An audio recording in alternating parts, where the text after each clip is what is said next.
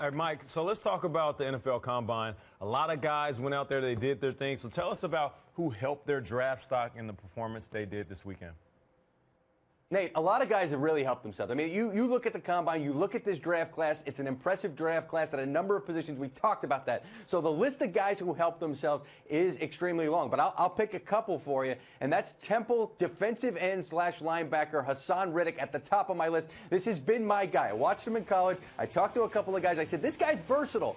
He was kind of a tweener, so there was some question as to where he would go in the draft because where would he fit in? Well, how do you answer those questions? You do a little bit of everything. You show off tremendous athletic ability. He did that at the Senior Bowl. He did that again in Indianapolis. 11-foot, 1-inch broad jump. That was tremendous. 4.5 40.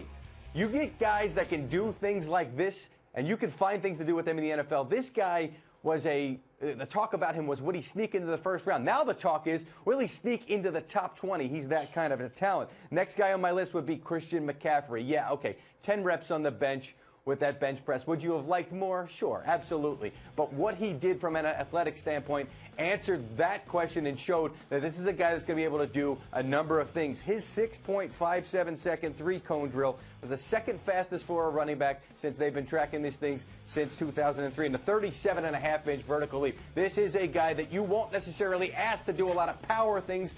You'll find things to do with him as far as catching the ball out of the backfield and running it. So the strength issues, not a concern with the people that I talk to. This guy truly helped himself. And the last one I'll mention is Ohio State cornerback Gareon Conley. Now, Marshawn Lattimore, who I will call Marcus Lattimore by the time this is all said and done. That's the Ohio State cornerback that's been getting a lot of the attention. But don't sleep on Gareon Conley here. He's a potential first-round pick.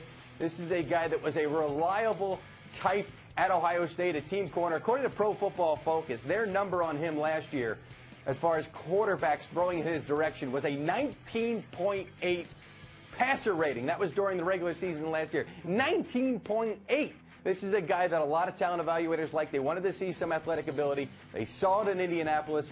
He could be a first-round pick, and he did impress there at the Combine.